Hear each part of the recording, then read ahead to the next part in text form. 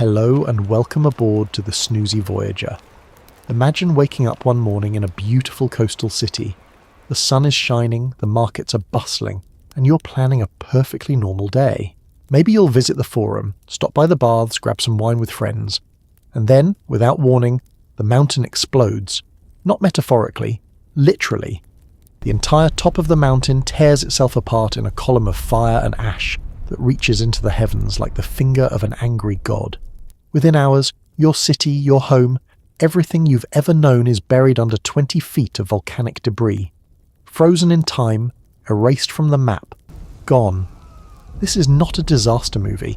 This is Pompeii, a thriving Roman city of about 20,000 people that was completely annihilated by Mount Vesuvius in the year 79. But here's what makes Pompeii extraordinary. The same catastrophe that destroyed it also preserved it. The ash that killed everyone also created a time capsule so perfect that when archaeologists began digging centuries later, they found a city frozen mid-stride. Bread still in the ovens, wine still in the cups, bodies still reaching for doors they would never open. Tonight, we're going to walk through that city. Not as tourists behind velvet ropes, but as time travellers. We'll explore what daily life was really like before the eruption. We'll follow the final 24 hours as the mountain began its terrible work, and we'll uncover the secrets that the ash has kept hidden for nearly 2,000 years. This is a story of ordinary people living extraordinary lives in the shadow of a sleeping giant. It's a story of what they ate, how they loved, what they believed, and how they faced the end when it came roaring down the mountain. But before we begin our journey, please take a moment to like the video and subscribe. It's a simple and wonderful way to support the channel, and it means a great deal to me. I'm also always curious to know where in the world and at what time you're joining me tonight, so I'd really love to hear from you in the comments. And now, settle in. Let the noise of the modern world fade away. Let us travel back to a time of marble temples, volcanic soil, and the last perfect summer before the world ended. You open your eyes. It's a warm morning in the summer of 79, and you're standing in one of the most desirable pieces of real estate in the entire Roman Empire. Pompeii sits on the Bay of Naples, blessed with a mild climate, fertile volcanic soil, and stunning views of the sparkling Mediterranean. Behind you, dominating the landscape, is Mount Vesuvius. It rises nearly 4,000 feet into the sky, its slopes covered in vineyards and forests. The mountain hasn't erupted in living memory. To you and everyone you know, it's not a volcano. It's just a mountain. A beautiful, protective landmark that defines your home. The location is no accident. Pompeii sits at the mouth of the Sarno River, making it a natural trading port. Ships from across the Mediterranean dock here, bringing Egyptian grain, Greek pottery, Spanish silver, and exotic spices from the distant east. The city itself covers about 160 acres, home to somewhere between 10 and 20,000 people. It's not Rome, but it's not a backwater either. It's prosperous, cosmopolitan, and pleasantly self-important. The soil beneath your feet is rich and dark, the gift of countless ancient eruptions you know nothing about. This volcanic earth grows the plumpest grapes, the fattest olives, and the most abundant grain in the region. The wine produced on the slopes of Vesuvius is famous throughout Italy. Some of it is excellent, most of it is drinkable, all of it is profitable. The wealth of Pompeii is quite literally built on volcanic ash, though no one thinks about it that way. The climate is Mediterranean perfection. Winters are mild and rainy. Summers are hot but tempered by sea breezes. It's the kind of place where wealthy Romans build vacation villas to escape the chaos of the capital. In fact, the coastline around Pompeii is dotted with luxurious estates owned by senators and merchants who spend their summers lounging, bathing, and congratulating themselves on their excellent real estate decisions. To the west, you can see the glittering expanse of the Bay of Naples, dotted with fishing boats and merchant vessels. To the north, Vesuvius rises in gentle forested slopes. The mountain is so familiar that you barely notice it anymore. It's like living next to a sleeping giant who has been asleep so long that you've built your house on its chest and forgotten it can wake up. The last eruption was in the Bronze Age, over 800 years before your time. No one remembers. No one warns their children. No one has any concept of what that peaceful green mountain is capable of. The Romans don't even have a word for volcano. They will invent one after this, naming the phenomenon after Vulcan, the god of fire and metalworking. But right now, in this perfect morning light, with the sea breeze carrying the scent of salt and flowers, the idea that this paradise could become a graveyard would seem like the raving of a madman. You're standing in one of the most beautiful, prosperous and geologically doomed places on Earth, and you have no idea. It's like building a mansion on a trapdoor. Sure, the view is great, but the foundation has some concerns. Your home is not what a modern person might imagine when they think of ancient Rome. If you're part of the middle class, you live in a domus, a single-storey house built around a central courtyard called an atrium. The rooms open inward, away from the noisy street, creating a private oasis. The walls are painted with elaborate frescoes in deep reds, sunny yellows and ocean blues. Some depict mythological scenes, others are simple geometric patterns. The floor is made of tiny coloured tiles arranged in intricate mosaics. It's like living inside a work of art. Except the plumbing is questionable and there's no glass in most of the windows. So, beautiful but drafty. The entrance to your home opens directly from the street through a heavy wooden door. There's no front yard, no buffer zone. You step from public chaos into private sanctuary in a single stride. The atrium is the heart of the house, an open-air courtyard with a rectangular opening in the roof called a compluvium. Rainwater falls through this opening into a shallow pool below called an impluvium. This is your water collection system, and it's both elegant and practical, assuming it doesn't rain too much and flood your beautiful mosaic floor. The rooms radiate out from the atrium like the petals of a flower. There's the tablinum, a reception room where you conduct business and receive clients. There are cubicula, small bedrooms barely large enough for a bed and a small chest. There's the triclinium, the dining room with its 3 couches arranged for reclining during meals. And in the back, if you're particularly well off, there's a garden, a hortus, filled with fountains, statues and flowering plants. It's an architectural layout designed to impress visitors while maintaining family privacy.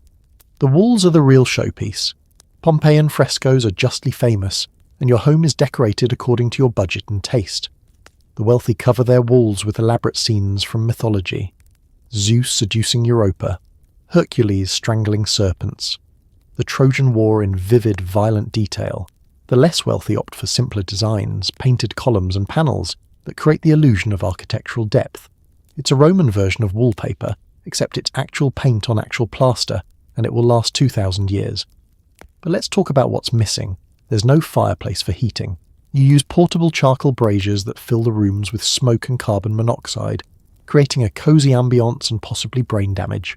There's no kitchen in the modern sense, just a small room with a fire pit and some storage jars. Most cooking is done by slaves in conditions that would violate every modern safety regulation. And the windows, those rectangular openings in the walls, have wooden shutters but no glass. Glass is expensive and rare, so you choose between light and cold, or darkness and warmth. The toilet, if you have one, is a stone seat in a small room, often located near the kitchen because they share the same drain system. Yes, your bathroom is next to where food is prepared. The Romans see no problem with this. The waste drains into the city sewer, or a cesspit beneath the house. If you don't have a private toilet, you use a chamber pot or walk to the nearest public latrine. Living in Pompeii means inhabiting a space that is simultaneously more sophisticated and more primitive than anything a modern person experiences. It's architectural genius built on questionable sanitation. It's beautiful and functional, like living in a museum where you occasionally have to dodge raw sewage. Pompeii is a microcosm of the entire Roman world, which means it's a society of strict hierarchies. At the very top are the wealthy landowners and merchants, the men who fund the temples and public buildings in exchange for eternal bragging rights. Below them are the shopkeepers, craftsmen, and small business owners. You're probably somewhere in this range, respectable, but not rich. Then come the freedmen, former slaves who have earned or bought their freedom and now work as tradespeople. And at the bottom, making up perhaps a third of the population, are the slaves. They are the invisible workforce that makes everything run. Think about that. 1 in 3 people you pass on the street is someone's property. The elite families, the ones who dominate local politics and religion, live in the largest houses and sponsor the most expensive public entertainments. They're called the decuriones, the city council members. They fund the repair of temples, the construction of public fountains, and the gladiator games in the amphitheatre. In return, they expect statues of themselves in prominent locations, inscriptions praising their generosity, and the best seats at every public event. It's a system of competitive public spending where the goal is not charity but eternal fame.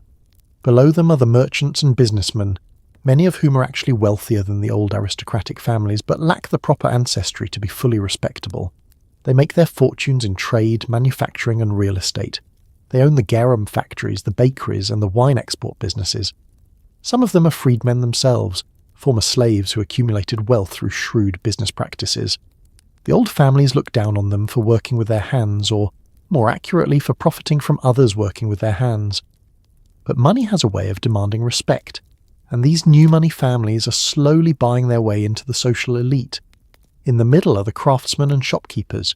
You might be a fuller who cleans togas, a baker who runs one of the city's numerous bakeries, or a metalworker who creates beautiful bronze lamps and cooking implements.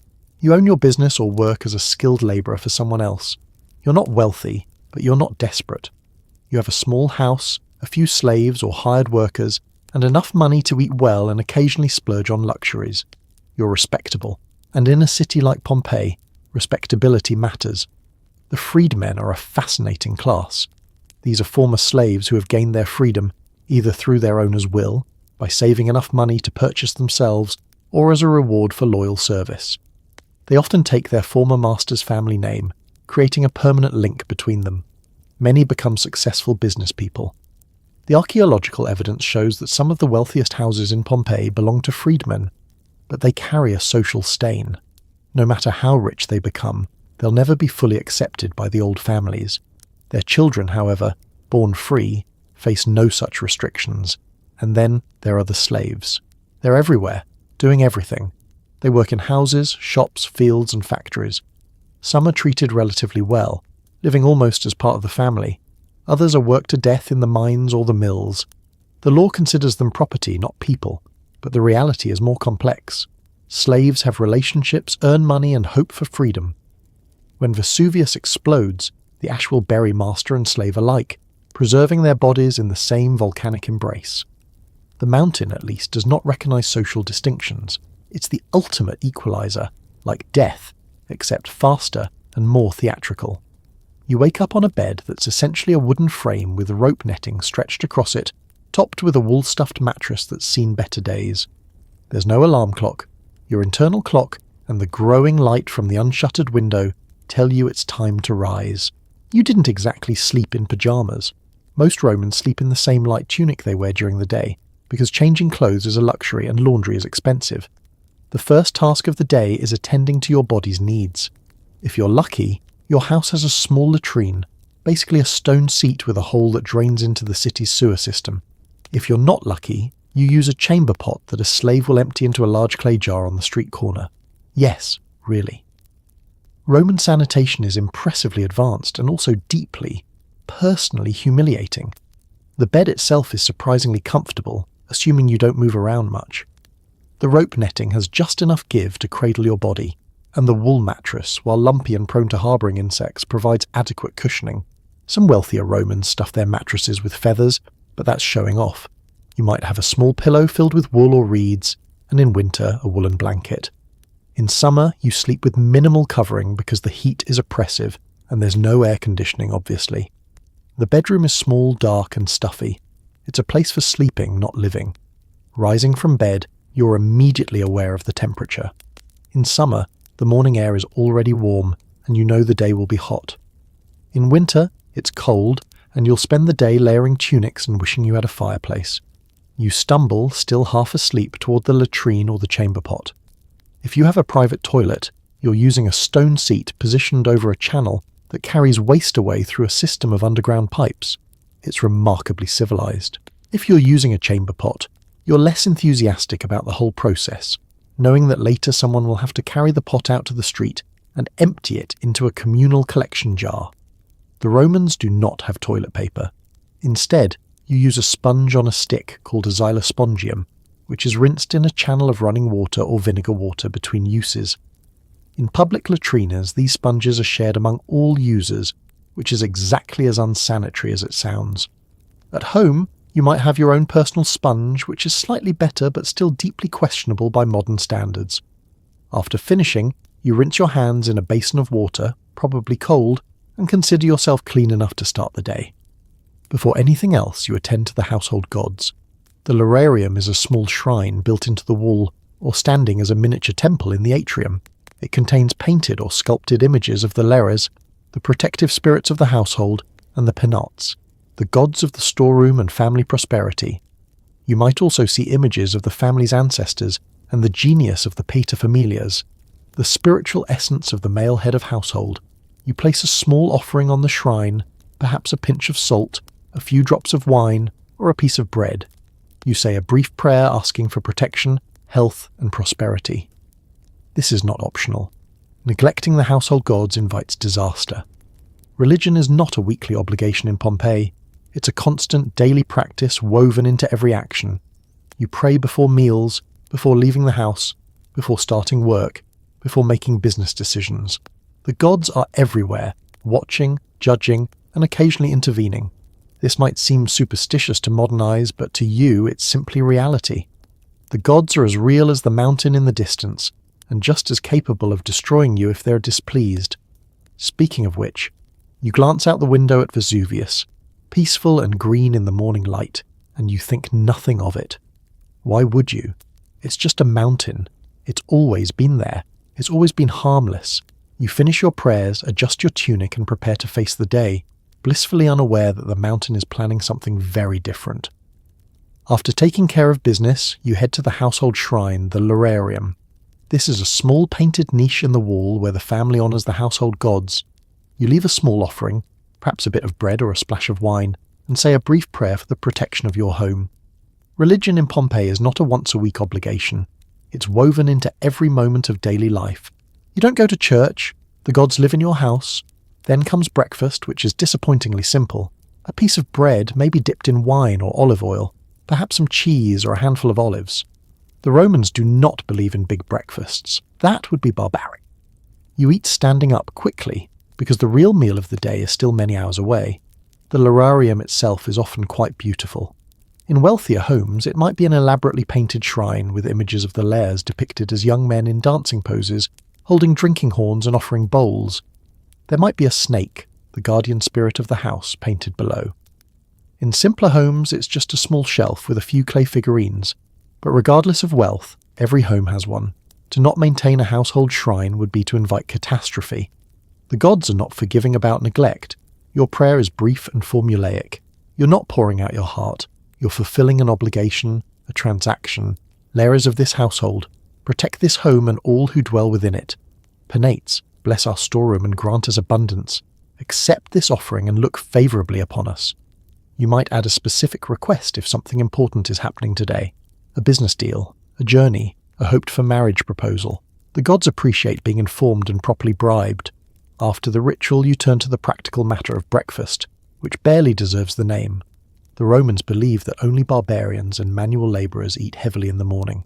A civilized person eats lightly, preserving appetite and dignity for the proper meal in the late afternoon. So your breakfast, the ientaculum, consists of whatever is easily available and requires no preparation.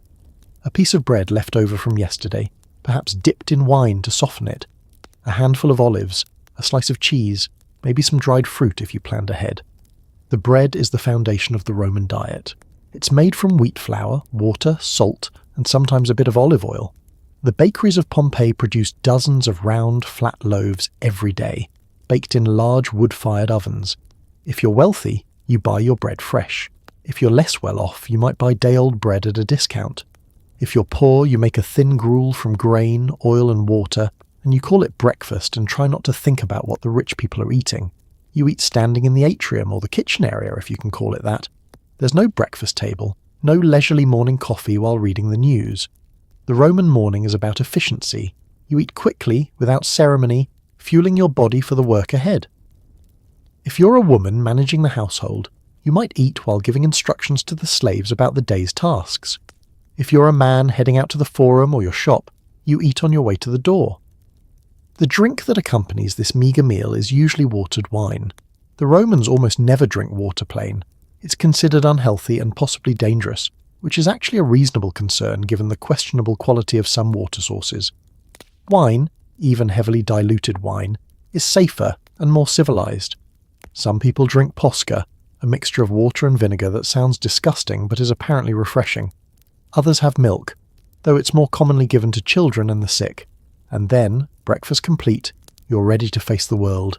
You've honoured the gods, fed your body, and prepared yourself for whatever the day brings. You adjust your toga if you're wealthy enough to wear one, or simply smooth down your tunic if you're not.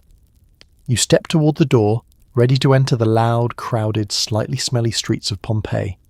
Behind you, the household slaves are already at work, cleaning, preparing, maintaining. Ahead of you, the city is waking up, and the sound of voices, cartwheels, and commercial chaos is rising like a tide. You take a breath, push open the door, and step into it. It's just another morning in paradise. You step out of your front door and immediately into chaos. The streets of Pompeii are narrow, paved with large, uneven stones, and filled with a river of humanity. There are no sidewalks. Pedestrians, carts, and animals all share the same space in a constant noisy dance. The streets are also, let's be honest, disgusting. There's animal dung everywhere. Shopkeepers toss their garbage directly into the street. And remember those jars on the street corners? Those are communal urine collection points. Fulones, the laundry workers, collect the urine because the ammonia is excellent for cleaning togas. So the streets of this paradise smell like a stable mixed with a public restroom. You learn to breathe through your mouth. The pavement beneath your feet is made of large, irregular blocks of volcanic stone fitted together with impressive precision. The stones are worn smooth by centuries of foot traffic and cartwheels, and they're slightly raised in the centre to allow for drainage. When it rains, water rushes down the middle of the street, carrying with it all the accumulated filth, which is both a blessing and a hazard. You learn to step carefully and watch where the water flows, because what it's carrying is not always just rainwater. The streets are barely wide enough for two carts to pass each other, and when they try, it becomes a traffic jam of cursing drivers, braying donkeys, and irritated pedestrians pressed against the walls. The main streets, like the Via dell'Abbondanza, are slightly wider and serve as the city's primary arteries. The side streets are narrow alleyways where two people can barely walk side by side. There's no urban planning in the modern sense. The city grew organically over centuries, and the result is a delightfully chaotic maze. The noise is overwhelming.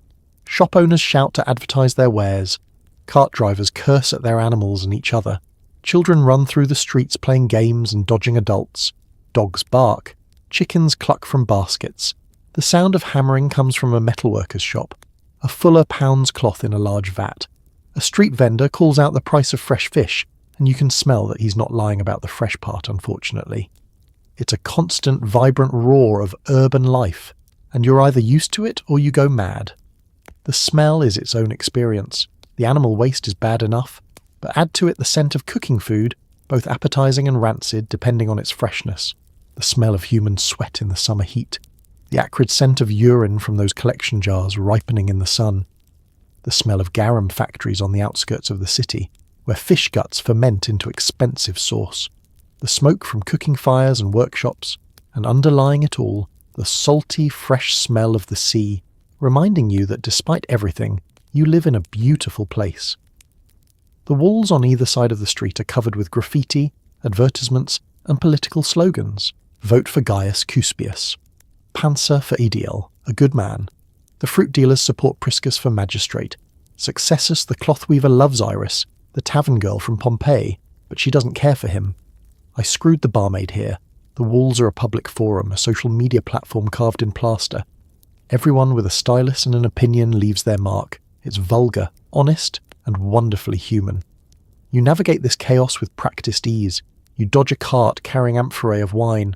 You step over a pile of suspicious-looking organic matter. You nod to a neighbour. You ignore a drunk stumbling out of a tavern even though it's barely mid-morning. You pass a beggar, a child, and a slave carrying an enormous load on his back. This is your city. It's dirty, loud, crowded, and magnificent. It's everything Rome promises, scaled down to human size.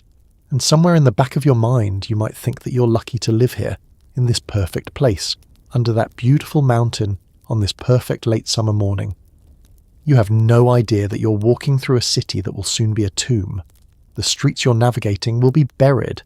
The voices you're hearing will fall silent. But for now, It's just another beautiful, chaotic, slightly smelly day in Pompeii.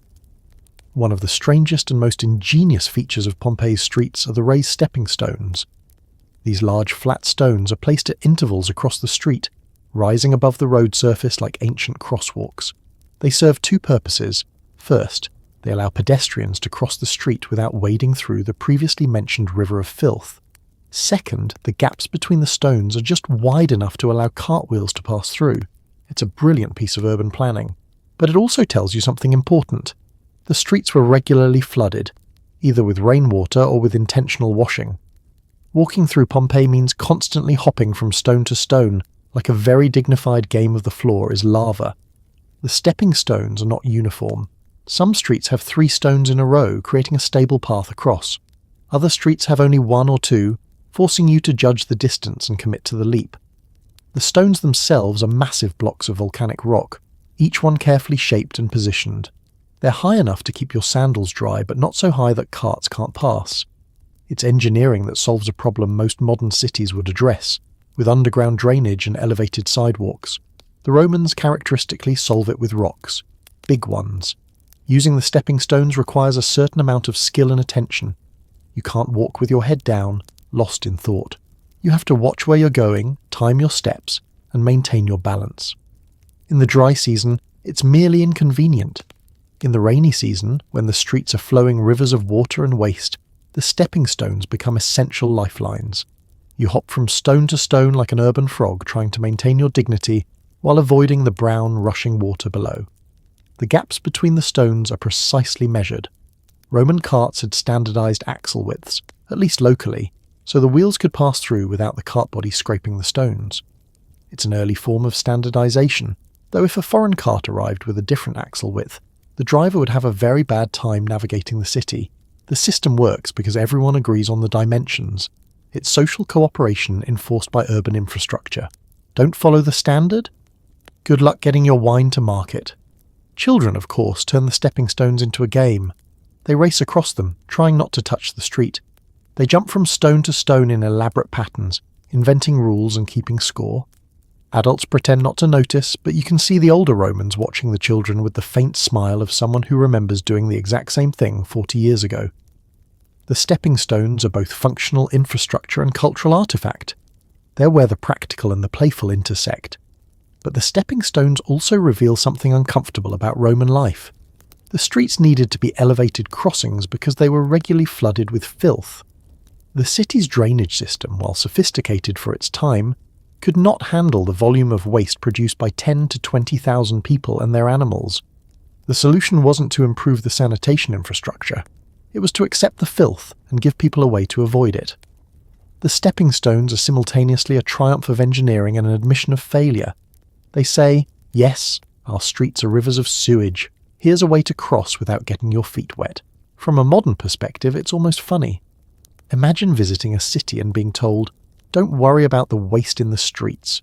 We've installed convenient crossing stones so you barely have to wade through it. But for the Romans, this is normal. This is what cities are. Crowded, dirty, vibrant, and full of life. The stepping stones are not an apology. They're a practical solution to an accepted problem. You hop from stone to stone, you mind your own business, and you try not to think too hard about what you're avoiding. It's like modern life, really. Except the metaphors are more literal and the smell is definitely worse. You make your way toward the Forum, the central public square that is the beating heart of Pompeii. This is where everything happens. It's surrounded by temples, government buildings, and covered walkways called porticos where people gather to talk, argue, and make deals. The Forum is closed to cart traffic, making it an oasis of relative quiet. Here you see the full spectrum of Pompeian society. Senators in pristine white togas, merchants haggling over prices, slaves carrying heavy loads, street vendors selling hot food, religious processions moving toward the temples. It's the ancient equivalent of a shopping mall, city hall, and church all rolled into one, and it's the best place in the city to catch up on gossip. The Forum is a rectangular open space, roughly 500 feet long and 100 feet wide, paved with travertine stone and surrounded by colonnades. On the north end stands the Temple of Jupiter, the king of the gods and patron of the Roman state. It's an imposing structure raised on a high platform with massive columns and a triangular pediment decorated with sculptures. The temple dominates the space, a physical reminder of divine power and Roman authority. On the east and west sides are covered porticos where merchants set up temporary stalls where people meet to conduct business and where you can escape the sun on a hot afternoon. The southern end of the forum contains the administrative buildings. There's the basilica, which is not a church but a law court and business centre. It's a large rectangular hall with a raised tribunal where magistrates hear cases and render judgments. Legal disputes, contract negotiations and political speeches all happen here. Next to it are the offices of the aediles, the local officials responsible for maintaining public buildings, regulating the markets and organising public games. If you have a complaint about a street that needs repair or a merchant who's using false weights, this is where you come. The forum is also home to multiple temples beyond the main temple of Jupiter. There's a temple to Apollo, one of the oldest in the city, with its distinctive bronze statue of the god. There's a temple to the imperial cult, where the deified emperors are worshipped, and there's a small shrine to the Lares Publici, the guardian spirits of the city itself. Religion is literally built into the civic infrastructure. You can't separate the sacred from the political. They're the same thing. On any given day, the forum is crowded with people conducting every kind of business imaginable. There are money changers with tables piled high, with coins from a dozen different provinces, calculating exchange rates and charging hefty commissions. There are scribes offering their services to the illiterate, writing letters and contracts for a small fee. There are merchants displaying samples of their goods, trying to secure bulk orders. There are lawyers arguing cases. There are politicians campaigning for office, surrounded by clients and supporters who shout their praises in exchange for favours. And everywhere there's gossip. The forum is where you learn who's sleeping with whom, which merchant is on the verge of bankruptcy, which politician is being prosecuted for corruption, and which gladiator is rumoured to be exceptionally well endowed. Information flows through the forum like water through an aqueduct, and it's just as essential to the functioning of the city. You can't conduct business, form alliances, or protect yourself from enemies without knowing what's happening. The forum is where knowledge is currency. You stand in the shadow of the colonnade, watching the crowd, listening to the conversations around you. A merchant argues about the price of garum. A priest leads a small procession toward the Temple of Jupiter, carrying offerings. A group of young men loiters near the basilica, loudly discussing last week's gladiator games. A woman, veiled and accompanied by a slave, crosses the forum on her way to make an offering at the Temple of Venus. A beggar sits near one of the columns, hoping for a coin from passers-by. This is the heart of your city. This is where Pompeii is most itself, a bustling crossroads of commerce, politics, religion, and human drama. You breathe in the controlled chaos, nod to an acquaintance, and prepare to conduct your business. It's just another day in the forum. The mountain, as always, watches silently in the distance. If you're a man of moderate means, you probably own or work in a shop. Pompeii is a commercial city, and its streets are lined with small businesses. There are bakeries where enslaved workers and donkeys turn massive millstones to grind grain. There are thermopolia, which are ancient fast food restaurants with large clay jars built into the counter, each filled with a different hot dish. There are workshops for metal workers, leather workers, and garum makers. Garum is a fermented fish sauce that Romans put on absolutely everything. It's made by leaving fish guts in the sun for months until they liquefy. The smell is unholy. The profits are enormous. You spend your morning working, conducting business, and trying to look busier than you actually are. Status in Pompeii is about being seen. Let's say you own a bakery, one of the dozens scattered throughout the city. Your shop is a small open-fronted building with the baking equipment in the back and a counter at the front for selling finished loaves. The heart of the operation is the mill, a large cone-shaped stone that sits on top of another stone. A donkey or a slave walks in endless circles, turning the upper stone, crushing grain into flour. It's brutally repetitive work. The donkey is blindfolded so it doesn't get dizzy. The slave is not, which seems like an oversight. The flour is mixed with water, salt, and sometimes olive oil, then kneaded into dough. The dough is shaped into round, flat loaves and marked with the baker's stamp, partly for branding and partly to allow the loaves to expand without splitting. The loaves are baked in a large domed brick oven heated by a wood fire. The baker uses a long wooden paddle to place the loaves in the oven and remove them. The smell of baking bread fills the street, and it's one of the few pleasant smells in the city. Your shop opens onto the street and customers come by throughout the day to buy fresh bread. It's a simple business model. Make bread. Sell bread. Try not to burn down the neighbourhood. If instead you run a thermopolium, you're in the fast food business. Your shop has a stone counter with large clay jars called dolia built into it. Each jar holds a different hot dish: lentil stew, chickpea soup, roasted meat in sauce, vegetables cooked with olive oil and garum. Customers stop by, point to what they want, and you ladle it into a bowl or wrap it in bread. It's cheap, convenient, and exactly what workers need when they don't have time or facilities to cook at home. Your shop is crowded during the midday break and you shout orders to your kitchen staff while managing the flow of customers. It's loud, chaotic, and profitable. Or perhaps you're a metal worker, hammering bronze into lamps, cooking vessels and decorative objects. Your workshop is filled with the clang of hammer on metal, the hiss of hot bronze being quenched in water, and the acrid smell of heated metal and coal smoke. You work with small portable furnaces, heating the metal until it glows, then shaping it on an anvil. It's skilled work that requires years of training. Your hands are scarred from burns and cuts. Your lungs are probably not in great shape from breathing smoke and metal fumes all day. But your products are in demand, and you earn enough to live comfortably.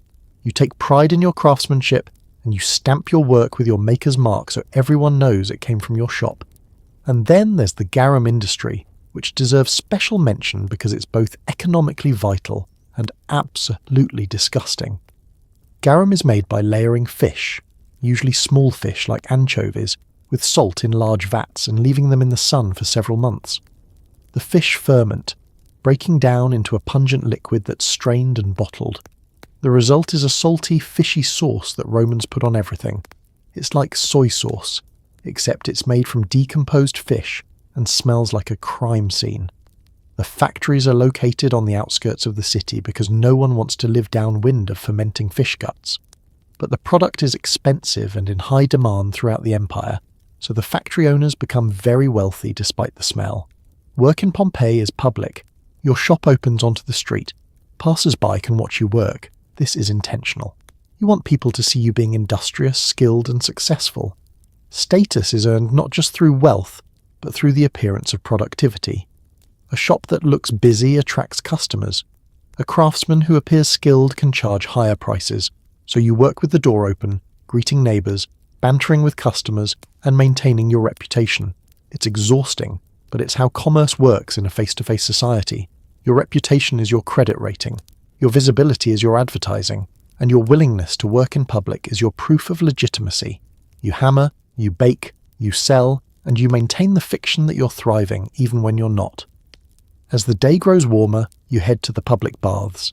This is not just about getting clean. The baths are the social centre of Roman life, the place where deals are made, gossip is exchanged, and hierarchies are reinforced. You pay a small entrance fee and enter a world of echoing voices and steamy air. The bathing process follows a specific sequence. First, the apoditerium, the changing room where you strip and leave your clothes with an attendant who may or may not steal them. Then the palestra, an open courtyard for exercise. Then the tepidarium, a warm room. Then the caldarium, a hot room with a pool of near-scalding water. And finally the frigidarium, a cold plunge pool. You scrape your skin with a curved metal tool called a strigil, because soap hasn't really caught on yet. It's relaxing, communal, and slightly unsanitary. Perfect. The baths of Pompeii are architectural marvels, heated by an ingenious system called a hypocaust. Beneath the floors runs a network of hollow spaces supported by small brick pillars. Hot air from a large furnace circulates through these spaces, heating the floors and walls. The caldarium floor can be so hot that bathers wear wooden sandals to avoid burning their feet. The walls are hollow too, with clay pipes allowing hot air to rise and heat the rooms evenly. It's ancient, radiant floor heating, and it works remarkably well, assuming someone keeps feeding wood to the furnace. You enter the apoditerium and undress, handing your clothes to an attendant or locking them in a small cubby if you don't trust the attendant. Theft is common enough that some bathers wear their valuables on a cord around their neck, even while bathing. You're now naked, as is everyone else in the baths. Romans are not particularly modest about nudity, at least not male Romans. The baths are gender segregated, with separate facilities for men and women, or separate bathing hours if the facility is small. Before bathing, many bathers spend time in the palestra, the exercise yard, working up a good sweat through wrestling, ball games, or simply running around the courtyard. The Romans believed that bathing is more effective if you're already sweating. Plus, the exercise is good for health and provides an opportunity to show off your physical fitness. After exercising, you're hot, sweaty, and covered in dust from the sandy floor of the palestra. Now you're ready to bathe. You begin in the tepidarium, a warm room that allows your body to adjust to the heat gradually. You sit on stone benches, chatting with other bathers, allowing your pores to open. The room is pleasantly warm, not uncomfortable. The walls are often decorated with stucco reliefs and the vaulted ceiling helps trap the heat. After spending time here, you move to the caldarium, the hot room. The air here is thick and steamy. The floor radiates intense heat through your wooden sandals. In the centre of the room is a large basin of hot water, almost too hot to enter comfortably. You ease yourself in, feeling your muscles relax and your skin redden. After the caldarium, you scrape your skin with the strigil, a curved metal tool that removes sweat, oil, and dead skin. Romans rub olive oil on their skin before bathing, and the strigil scrapes away the oil along with all the accumulated dirt. It's not exactly gentle. Your skin ends up red and slightly raw, but undeniably clean. If you're wealthy, you bring a slave to do the scraping for you. If you're not, you do it yourself or trade scraping duties with a friend. It's an oddly intimate ritual, scraping another man's back while discussing politics or the price of grain. The final step is the frigidarium, the cold plunge pool. After the intense heat of the caldarium, the cold water is a shocking contrast. You submerge yourself, gasping at the cold, feeling your pores close and your heart rate spike. The Romans believe this hot-cold cycle is incredibly healthy, and they're not entirely wrong. It's invigorating, and it definitely wakes you up. You emerge from the frigidarium feeling refreshed, clean, and slightly lightheaded. But the baths are about more than just washing. They're a social institution. While you're soaking, scraping, and plunging, you're also talking. Business deals are negotiated, political alliances are formed, news is shared, friendships are maintained. The baths are where you see and are seen, where you demonstrate that you're prosperous enough to have leisure time, clean enough to care about hygiene, and social enough to be worth talking to. You might spend 2 or 3 hours at the baths, and less than half that time is actually spent bathing. The rest is socializing, and that's the entire point. You leave the baths clean, relaxed, and fully up to date on the city's gossip. Your skin is pink, your muscles are loose, and you smell vaguely of olive oil and chlorine-free pool water. You're ready to face the rest of the day, which is good because the main meal is still hours away and you're starving. If you're a woman, your day looks very different. You do not go to the forum to conduct business. You do not spend hours at the baths socializing. Your world is smaller and more controlled. If you're married, you manage the household, which means supervising slaves, planning meals, and maintaining the family's social reputation. If you're wealthy, you might spend the morning receiving visitors in the atrium engaging in the delicate social chess game of who owes whom favours. If you're poor, you work. Women work as shopkeepers, midwives, waitresses, and weavers. Some wealthy women own businesses through male proxies, and despite all the restrictions, the archaeological evidence is clear. Women in Pompeii had more freedom, owned more property, and wielded more influence than history often gives them credit for. Your morning begins much like a man's, with prayers and a simple breakfast, but your movements are more restricted. If you're a respectable married woman, you don't wander the streets alone. You're accompanied by a slave or a female relative. Your reputation is fragile, and being seen in the wrong place or talking to the wrong person can damage it irreparably. The streets belong to men. You move through them purposefully, with your head covered by your palla, a long shawl that signals your status as a married woman. Inside the home, however, you wield considerable power. You manage the household slaves, directing their work, settling their disputes, and ensuring the home runs smoothly. You plan the meals, which means visiting the markets or sending slaves to do so. You oversee the children's education, at least in their early years. You maintain the household accounts, tracking expenses and income. In many ways, you're the CEO of a small domestic corporation, and your skills directly impact your family's prosperity and social standing. Wealthy women have additional responsibilities and privileges. You receive morning visitors, other women from families of similar status. These visits are not casual, they're strategic. You exchange news, form alliances, and carefully navigate the complex social hierarchy. A well-timed compliment, a generous gift or support during a family crisis can secure loyalty and favours that pay dividends for years. You're playing a game as complex as any political manoeuvring in the forum, but you're playing it in the atrium over honeyed wine and polite conversation. If you're from a working family, your life is more physically demanding, but perhaps more free. You might run a shop alongside your husband or manage it while he's away. You might work as a midwife, a crucial and respected role that only women can perform. You might weave cloth for sale, a traditional female occupation that's both respectable and profitable. Or you might work in a tavern, serving food and drink, which is less respectable but pays reasonably well. Working women are visible on the streets, in the markets, and in shops. They're part of the city's economic life in ways that wealthy women are not. The archaeological evidence from Pompeii has been revolutionary in understanding women's lives. We've found evidence of women who owned substantial property, women who commissioned public buildings, and women who ran businesses. There are inscriptions showing women as patrons of gladiatorial games and public works. One woman, Eumakia, built an entire building in the forum dedicated to the wool trade, and her statue stood in a place of honour. The reality is that while Roman law and social custom placed significant restrictions on women, actual practice was more flexible. Wealth, status, and intelligence could overcome many barriers. But there were also darker aspects. Women married young, often in their early teens, to men significantly older. They had little say in choosing their husbands. They could not vote or hold political office. Their legal identity was subsumed under their father or husband. And at the bottom of the social ladder were the enslaved women who had no rights at all, whose bodies could be used by their owners without consequence, and who lived in constant vulnerability. You navigate this world with intelligence and pragmatism. You understand the rules, both written and unwritten. You know when to be visible and when to be invisible, when to speak and when to remain silent. You wield what power you have carefully, building alliances, managing resources, and protecting your family's interests. You're not free in the modern sense, but you're not powerless either. You're a Roman woman in Pompeii, and you make the most of the hand you've been dealt.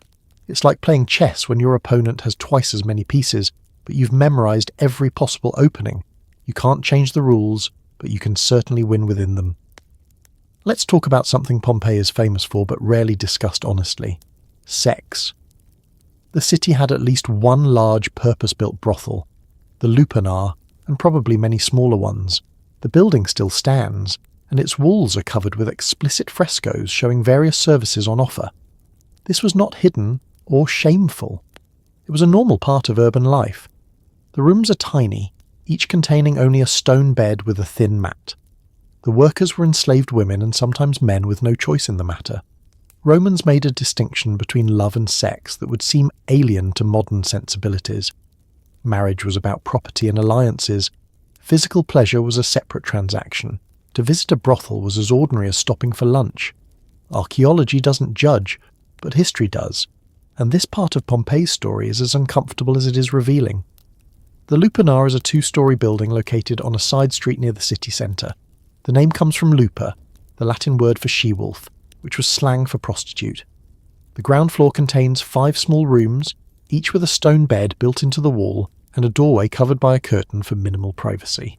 The upper floor, accessed by a separate exterior staircase, contains slightly larger rooms that may have been rented to independent workers or used for more expensive services. The entire building measures about 150 square metres. It's compact, efficient, and purpose-built for commercial sex. The frescoes are explicit and instructional, showing various sexual positions and acts. They serve as a visual menu for customers, many of whom might be illiterate or foreign and unable to communicate their preferences verbally. The images are not romantic or artistic in the classical sense. They're functional, commercial illustrations designed to facilitate transactions. Above each door is a painting showing what services are available in that particular room. It's ancient visual marketing, and it's remarkably direct. The workers themselves were almost exclusively enslaved women, though some freed women and independent workers operated from rented rooms elsewhere in the city. The enslaved women had no choice in their work, no control over their bodies, and no share of the profits. They were property, and their sexuality was a commodity owned by someone else. The graffiti on the walls of the lupanar includes the names of workers and comments from customers, some praising particular women, others crude and boastful. Reading these messages 2,000 years later is deeply uncomfortable because you're seeing real people reduced to transactions, their humanity erased by economic exploitation. The prices were relatively low, making brothel visits accessible to working-class men. A single visit cost about the same as a loaf of bread or a cup of wine. For enslaved and working-class men, this might be their only access to sexual activity, as they often couldn't afford to marry. For wealthier men, who had wives at home, visiting a brothel was still socially acceptable as long as they maintained appropriate public discretion. Roman morality distinguished sharply between public reputation and private behaviour. What you did in private was your business, as long as you maintained proper appearances in public. But the lupanar was not the only location for commercial sex. Taverns, inns, and baths often doubled as locations where arrangements could be made. Some enslaved women who worked in these establishments were expected to provide sexual services along with their other duties. The line between waitress and sex worker was often blurred, and enslaved women had no ability to refuse. Throughout the city, archaeologists have found crude graffiti indicating locations and prices, treating sex work as just another urban service alongside food, drink, and entertainment. The entire system reveals a society with radically different attitudes towards sex, consent, and bodily autonomy. Romans did not have a concept of consent as we understand it. Free adult male citizens had rights over their own bodies. Everyone else, women, children, enslaved people, existed in various states of legal vulnerability. The idea that all people have inherent rights to their own bodies regardless of status would have seemed bizarre to most Romans. It's a reminder that moral progress is real, that some things actually do get better over time, and that not everything about the ancient world deserves nostalgia. Walking past the lupanar today, you see tourists taking photos of the frescoes, sometimes giggling nervously, sometimes looking uncomfortable.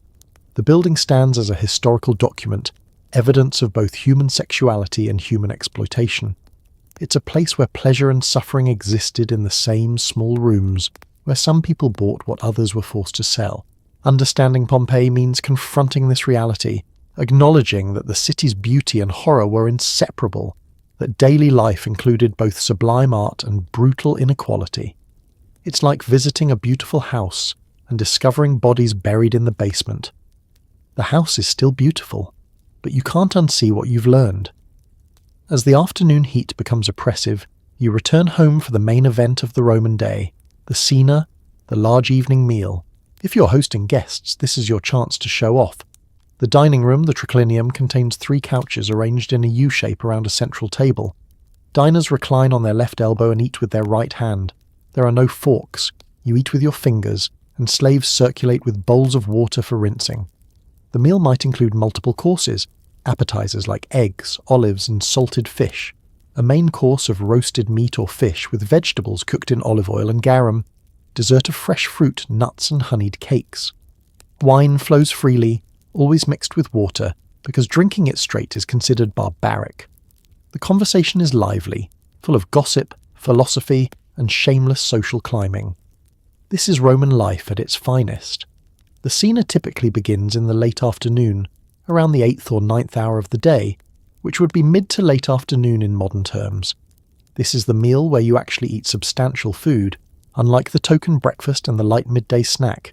If you're hosting, you've spent considerable effort and resources preparing. Your slaves have been cooking for hours. You've selected your guest list carefully, balancing social obligations with strategic networking. Who you invite says as much about your status as what you serve. The triclinium is designed for this purpose. The 3 couches, each large enough for 3 people, surround a low central table. The placement of guests follows strict hierarchy. The most honoured position is the locus consularis, the spot of the consul, on the right side of the host's couch. The host occupies the middle couch, and guests are arranged according to their status. Where you're placed tells you exactly what your host thinks of you. It's a seating chart as social commentary, and everyone understands the message. Reclining on your left elbow, propped up by cushions, you reach for food with your right hand. This posture is considered the height of civilized dining. Sitting upright like a barbarian or eating quickly like a labourer would be deeply embarrassing. You eat slowly, languidly, demonstrating that you have nowhere more important to be. The food is placed on the central table in various dishes, and you take what you want. There are no individual plates in the modern sense. You might have a small plate or napkin for collecting food, but mostly you eat directly from serving dishes. The meal begins with the gustatio, the appetizer course. Eggs are traditional, often hard-boiled and served with various sauces. There might be olives, both green and black.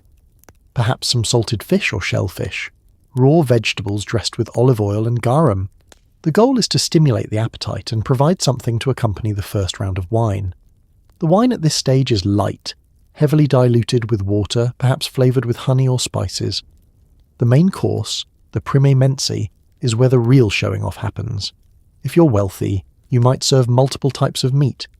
Roasted pork is popular, especially suckling pig if you want to really impress. Chicken, duck or goose. Fish from the bay, either grilled or cooked in elaborate sauces. Wild game like boar or venison if you have access to hunting grounds. Each dish is heavily seasoned with herbs and garum, that ubiquitous fermented fish sauce that Romans put on absolutely everything. Vegetables accompany the meat, cooked in olive oil, sometimes stuffed or prepared in complex recipes that would seem surprisingly modern. The bread is good quality, white flour rather than the coarse brown bread the poor eat. It's used as both food and utensil, torn into pieces for soaking up sauces. Throughout the meal, slaves circulate with water bowls for rinsing your fingers, which are becoming progressively greasier as you tear into various meats and dip bread into sauce dishes. It's socially acceptable to be messy. It shows you're enjoying yourself. Refinement is in the reclining posture, not in the neatness of your eating.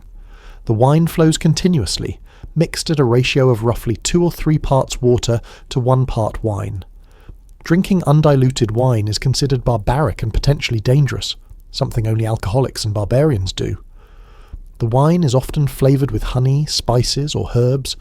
Conversation accompanies every course, ranging from philosophy to gossip to business. This is where deals are made, alliances are formed, and reputations are built or destroyed. A successful dinner party can advance your social position more effectively than months of work. Finally comes the secundae mensae, the dessert course. Fresh fruit, especially apples, pears, grapes and figs, nuts like almonds and walnuts, honeyed cakes and pastries, sweetened with honey since sugar is unknown in the Roman world. More wine, perhaps sweeter varieties. By now, several hours have passed. You're full, slightly drunk, and thoroughly satisfied. This is what Roman civilization is all about. Not the conquest and the roads, but this, the ability to recline with friends, eat well, and talk about everything and nothing until the lamps are lit and the evening grows late. It's the ultimate form of conspicuous consumption, turning eating into a performance and hunger into theatre. Pompeii has an amphitheatre, one of the oldest permanent stone amphitheatres in the Roman world. It holds about 20,000 people, more than the entire population of the city, because people come from the surrounding countryside to watch the games. The games are not subtle. There are gladiator fights, where trained fighters battle to the death, or until one submits.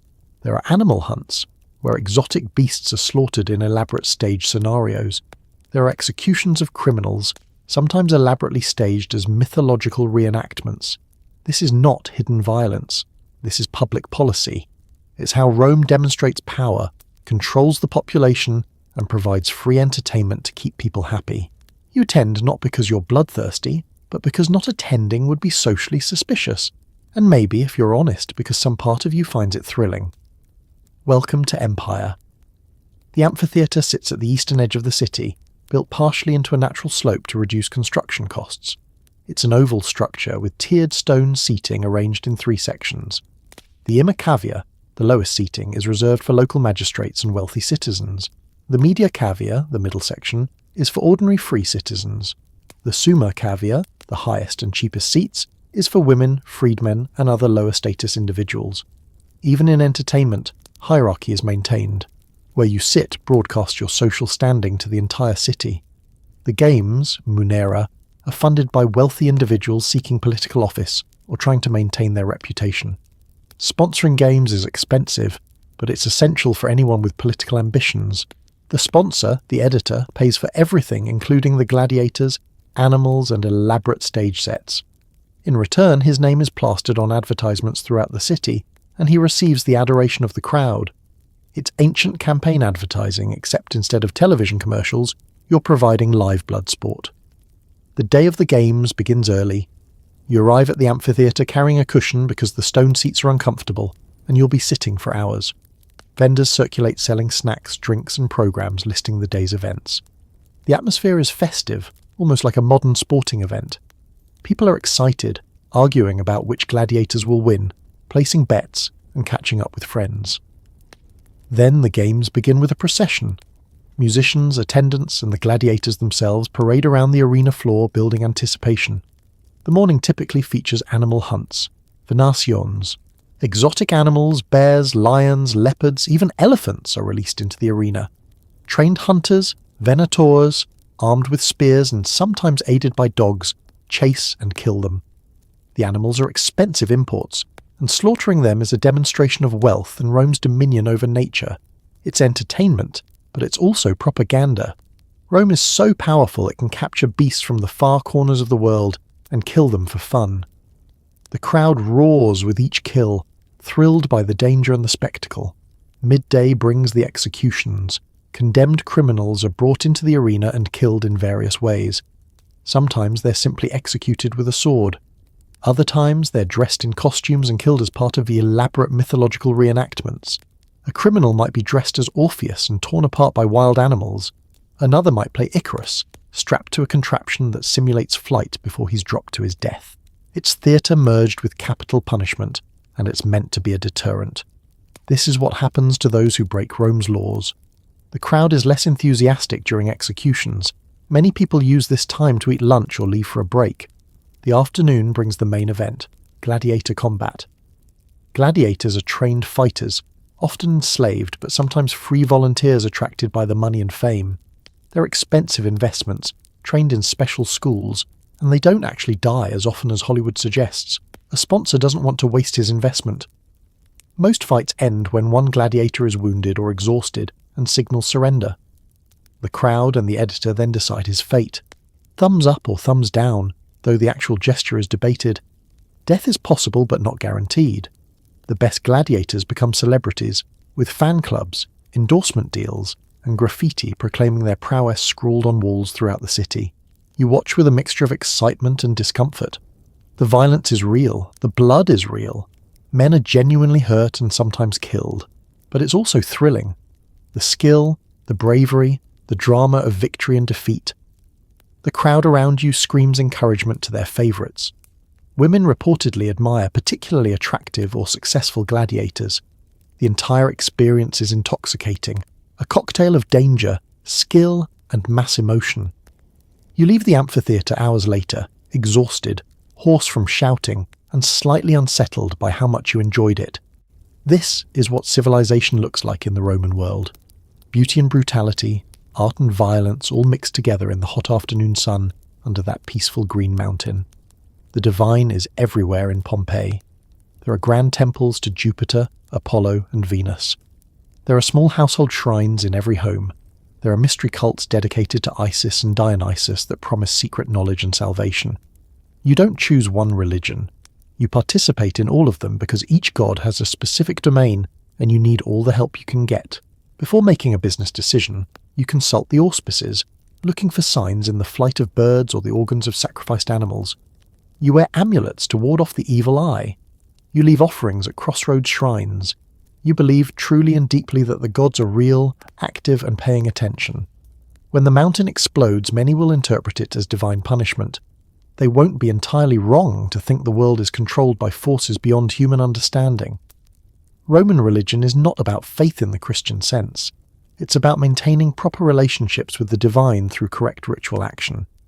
The Latin term is pietas, which means dutiful respect toward the gods, your family, and the state.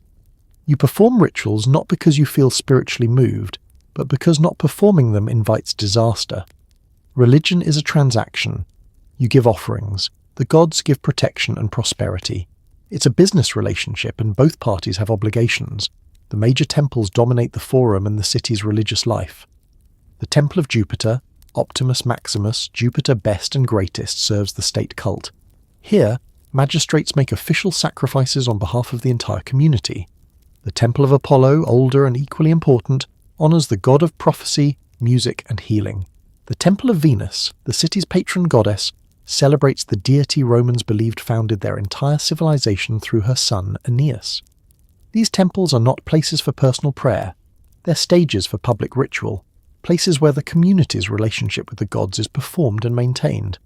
But personal religion is equally important. Your household lararium receives daily attention. The lairs protect your home from fire, disaster, and malevolent spirits. The penates ensure your storeroom remains full. The genius of your paterfamilias represents the life force of your family. Neglecting these household gods is like not maintaining your house. Eventually, things will collapse, so you pray daily, leave small offerings, and maintain proper respect. It's spiritual household maintenance. Beyond the official cults are the mystery religions, imported from the East and offering something the traditional Roman religion doesn't: personal salvation and secret knowledge. The cult of Isis, the Egyptian goddess, is particularly popular in Pompeii. Her temple, the Temple of Isis, is beautifully decorated and well maintained. Initiates undergo secret rituals and receive private knowledge about the afterlife. The cult promises that Isis personally cares about her followers and will protect them beyond death. It's a more emotionally satisfying religion than the transactional state cult, and many people, especially women, are drawn to it. The cult of Dionysus, also called Bacchus, offers ecstatic religious experiences through wine, music and dance. The Villa of Mysteries on the city's outskirts contains frescoes depicting what appears to be an initiation ritual. The images show women undergoing trials, experiencing visions, and achieving mystical union with the god. These mystery cults are not in opposition to traditional Roman religion. You participate in both. The traditional cults maintain social order. The mystery cults feed your soul. Superstition permeates daily life. You wear amulets, small carved phalluses or other protective symbols to ward off the evil eye. The evil eye is the belief that envy and malicious looks can cause harm, and you need magical protection against it. You notice phallus symbols carved above doorways, painted on walls, and embedded in street mosaics. To modern eyes, it seems obscene. To Romans, it's protective magic, a powerful symbol that drives away evil and promotes fertility and good fortune. Before making important decisions, you consult omens. The flight of birds, the behavior of chickens while eating, the appearance of animal organs during sacrifices, all these provide divine guidance. If the omens are bad, you postpone your plans. If they're good, you proceed with confidence. It's not superstition to you. It's reading the universe's signals, paying attention to the gods' communication. You live in a world filled with divine presence and magical forces, where the boundary between the natural and supernatural is porous and constantly crossed. When the mountain explodes, you'll try to understand it through this religious framework. What did we do wrong? Which god did we offend? Is this Jupiter's anger? Neptune's vengeance? The Christians, that strange new cult, will later claim it was their god punishing pagan worship. Everyone will search for religious meaning in geological disaster, because the alternative, that nature is random and indifferent, is too terrible to accept. At least if the gods are angry, you can try to appease them. If it's just a mountain exploding because of magma pressure and tectonic forces, well, that's a different kind of horror entirely. It's the morning of August 24th, year 79. You don't know it yet, but you have less than a day to live. The day starts normally. You wake, you eat, you work. But around midday, something changes. There's a rumble, deep and low, that you feel more than hear. The ground trembles slightly. This is not entirely unusual. The region experiences minor earthquakes regularly. There was a major one 17 years ago that damaged many buildings. You're annoyed, maybe, but not afraid. By early afternoon, the rumbling has become constant. Some people are nervous, others shrug it off. Then, at approximately 1 in the afternoon, Vesuvius explodes. The entire top of the mountain disintegrates in a column of ash, rock, and gas that rises 12 miles into the sky. It looks like a massive stone pine tree, its top spreading out in a flat umbrella shape. Within minutes, the sky begins to darken as the ash cloud drifts toward Pompeii. The morning is beautiful, unremarkably so. You go through your usual routines, prayers at the lararium, simple breakfast, perhaps a visit to the forum or your shop. The air is warm, the sky is clear, and Vesuvius stands peaceful and green on the horizon. There's no warning in any way you can recognise. The mountain has been quiet for 800 years. Why would today be different? You make plans for the evening's meal, you worry about a business debt, you argue with a slave about a broken water jug. Life is ordinary, which means life is good. Around noon, the first tremor hits. It's not severe, just a gentle shaking that rattles pottery and causes people to pause in their work. You exchange glances with others. Another earthquake. The region is prone to them. 17 years ago, in the year 63, a major earthquake damaged much of the city. Many buildings are still being repaired. Some families left permanently, deciding Pompeii was too geologically unstable. But most people stayed and rebuilt. Earthquakes are frightening but survivable. You've lived through them before, you'll live through this one. But the trembling doesn't stop. Throughout the early afternoon, the ground continues to shake in a low, continuous rumble. Now people are becoming nervous. This is different from the usual brief tremors. This is sustained, persistent, as if something beneath the earth is waking up. In the forum, people gather, talking nervously. Some suggest leaving the city, heading into the countryside until whatever is happening stops. Others argue this is an overreaction. The earthquakes always stop eventually. Your house, your business, your possessions are here. You can't just abandon everything because of some shaking ground.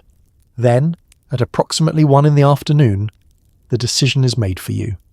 Vesuvius explodes with a violence that defies comprehension. The entire summit of the mountain blows apart. A column of superheated gas, ash, and pulverized rock shoots 12 miles into the stratosphere, at speeds exceeding the speed of sound. The sound of the explosion is heard hundreds of miles away. A Roman writer named Pliny the Younger, watching from across the bay, will describe it as looking like an enormous stone pine tree, its trunk straight and narrow, its top spreading out in a flat umbrella shape. It's the birth of volcanology as a science, but that's cold comfort to you right now. The sky begins to darken. The sun, brilliant just moments ago, dims and then disappears entirely as the ash cloud drifts over the city. It's like a solar eclipse, except the darkness doesn't pass. It deepens. The air fills with a strange, sulphurous smell. And then the ash begins to fall. At first it's light, almost like snow. Small pieces of white pumice, porous volcanic rock light enough to float on water, drift down from the sky. People stand in the streets, looking up in wonder and fear. What is happening? Is this divine punishment? Is the world ending? You have a choice to make, and you have to make it quickly. Do you stay in your house, hoping the roof will protect you and this strange ashfall will stop? Or do you leave immediately, abandoning your property and fleeing into the countryside? Many people choose to stay. The house is strong, the roof is solid. This is probably just a temporary phenomenon. Leaving means losing everything to looters. Staying seems like the rational choice. Others, driven by instinct or perhaps blessed with better judgment, choose to run. They grab what they can carry, gather their families, and head for the city gates. They don't know where they're going. They just know they need to leave. Both groups make their choices for logical reasons. Only one group will survive. It's like being offered 2 doors and being told one leads to safety and one leads to death, except there's no way to know which is which until it's too late. The ash begins to fall like snow. At first it's almost gentle. Small pieces of white pumice drift down from the sky, covering the streets in a strange soft blanket. It's bizarre, it's frightening, but it's not immediately deadly. You have a choice.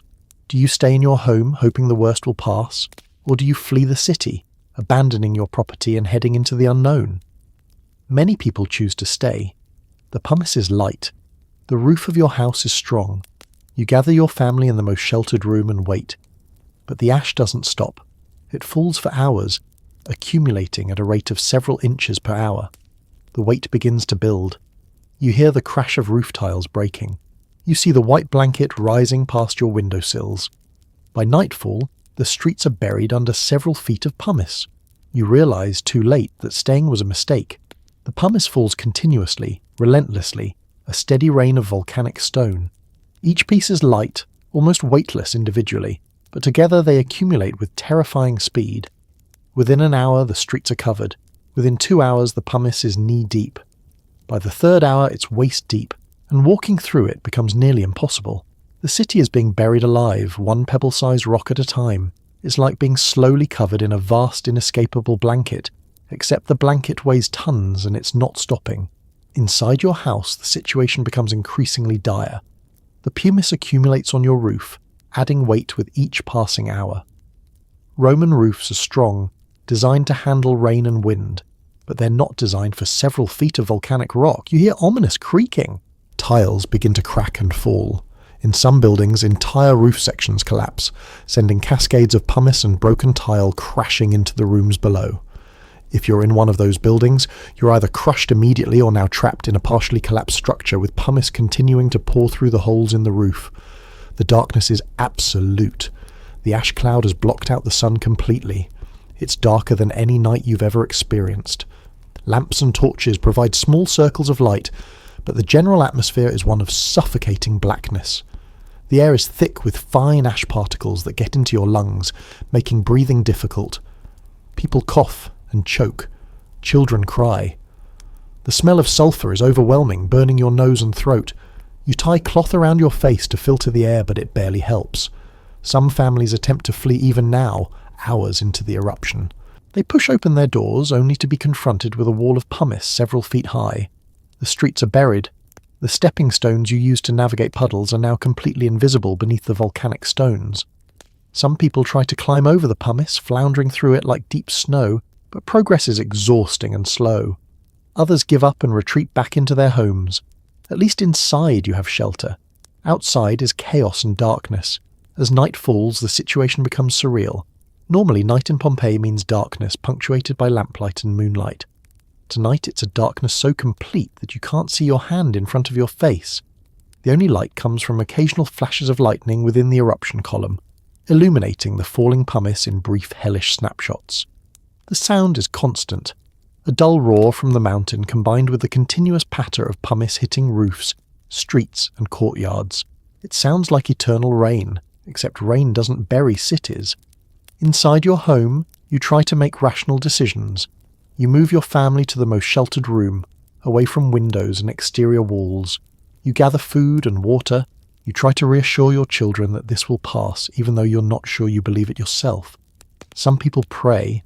Some people drink heavily. Some people just sit in numb shock, unable to process what's happening. The lararium, your household shrine, feels inadequate now.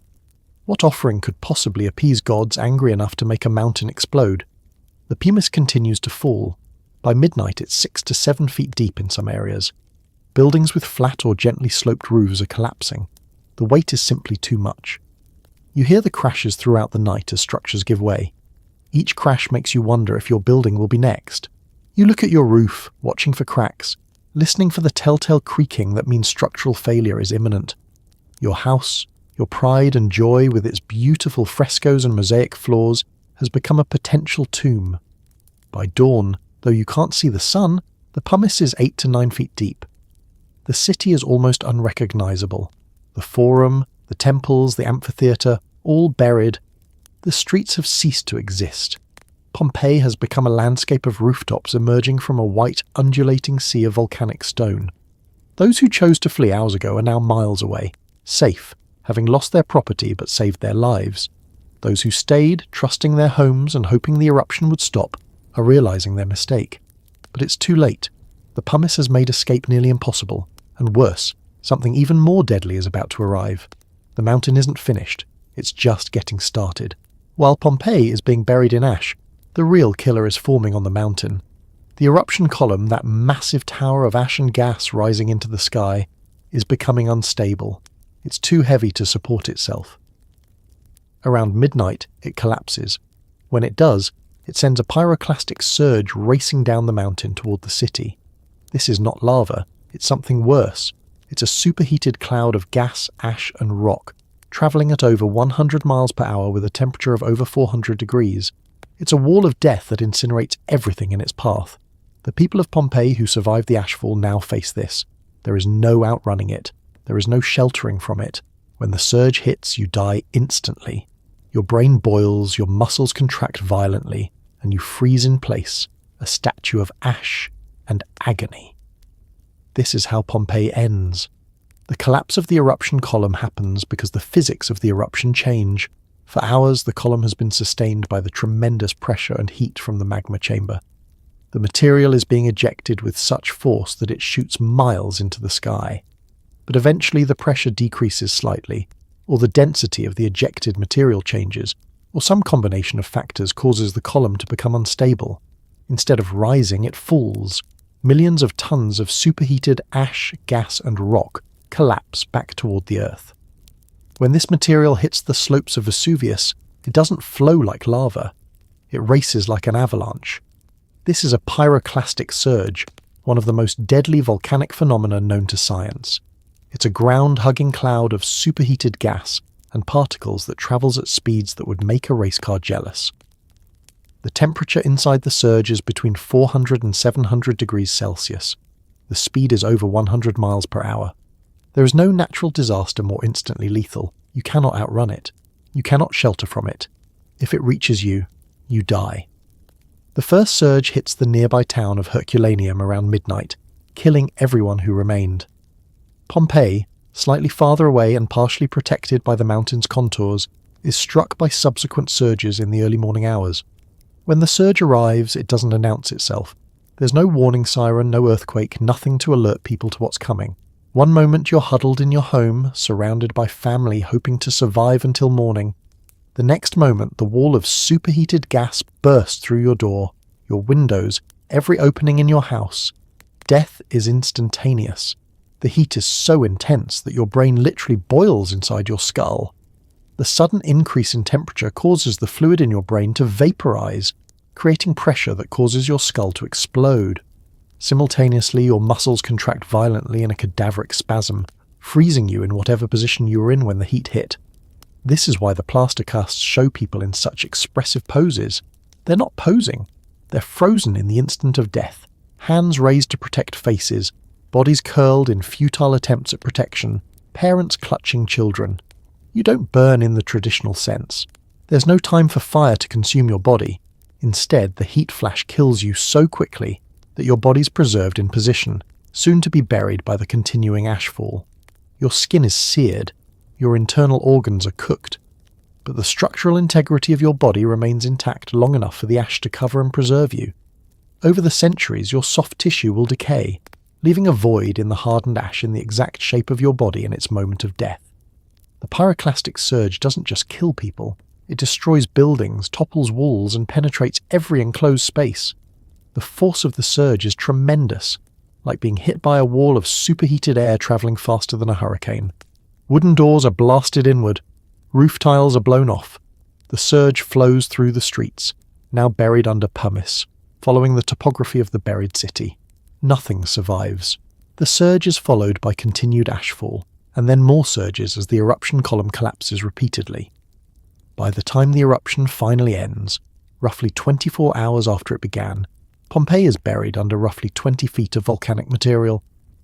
The city has ceased to exist. The approximately 2,000 people who remained in the city are dead, most killed by the pyroclastic surges, some suffocated by ash, others crushed by collapsing buildings. The exact death toll is unknown and will never be known. Many people fled successfully, many others died. The survivors, watching from miles away, see only a transformed landscape, a grey wasteland where their city used to be. Pompeii is gone. The mountain, Vesuvius, that peaceful green landmark that was just part of the scenery, has erased an entire city. It's a demonstration of nature's power that defies comprehension. All your prayers, all your offerings to the gods, all your careful household management and business planning, none of it mattered. The mountain didn't care about your status, your wealth, or your piety. It simply exploded, and you happened to be in the way. It's the most terrifying and most humbling lesson the ancient world can teach, that despite all human achievement, we are fragile creatures living on the surface of a planet that occasionally reminds us who's really in charge. When the eruption finally stops, Pompeii is gone. The city is buried under 20 feet of volcanic material. The surrounding landscape has been transformed into a grey, lifeless wasteland. For those who survived by fleeing early, there is nothing to return to. The city is erased from the map. Over the following decades, the location is forgotten. Vegetation grows over the ash. New towns are built nearby with different names. For over 1600 years, Pompeii sleeps beneath the earth, perfectly preserved, waiting. Then, in the 16th century, workers digging an underground channel discover ancient walls. In the 18th century, formal excavations begin. What they find is astonishing. A city frozen in time, buildings intact, frescoes still colourful, graffiti still readable on the walls, and the bodies. The preservation is miraculous and horrifying. The ash that killed Pompeii also protected it. The layer of volcanic material created an airtight seal that prevented decay. Organic materials that would normally decompose over decades were preserved for centuries. Wood, cloth, food, paper, all the fragile things that usually disappear from archaeological sites survived in Pompeii. Archaeologists found loaves of bread still in ovens, wine still in amphorae, fishing nets still hanging on walls. It's as if the city was placed in a time capsule and sealed away from the world. The first discoveries were accidental. In 1599, workers digging an underground channel to divert the Sarno River found ancient walls covered with frescoes. The architect in charge noted the discovery but didn't investigate further. In 1648, more ruins were found during the construction of a new water channel. Again, no one realized what they'd found. The ancient city was literally beneath their feet. But no one knew it was Pompeii. The location had been forgotten so thoroughly that people thought they were finding random Roman villas. Systematic excavations began in 1748 under the Kingdom of Naples. The early excavations were essentially treasure hunting, not archaeology. Workers dug tunnels through the ash, looking for valuable artifacts, frescoes, and statues. They damaged much of what they found, tearing frescoes from walls and discarding anything that seemed unimportant. But even in this crude early phase, they realized they'd found something extraordinary. This wasn't just a villa, it was an entire city, perfectly preserved. As excavations continued through the 18th and 19th centuries, the scale of the discovery became clear. Street after street emerged from the ash. Houses with their furniture still in place, shops with their goods still on display, graffiti on the walls, election posters, personal letters. The city was a snapshot of Roman life, capturing not just the monumental architecture historians usually study, but the daily details of ordinary people's lives. It was revolutionary. For the first time, scholars could see how normal Romans actually lived, not just how emperors and senators lived. The buildings themselves are remarkably intact. The volcanic material buried the city but didn't destroy it. Walls still stand to their original height. Roofs are gone, collapsed under the weight of the ash, but the structures beneath are sound. The frescoes that decorated the walls are still vibrant. Their colours barely faded after 2,000 years. The mosaics on the floors are complete, their intricate patterns perfectly preserved. Walking through Pompeii today is like walking through a Roman city where everyone simply vanished, leaving everything behind. The preservation extends to details that seem impossible.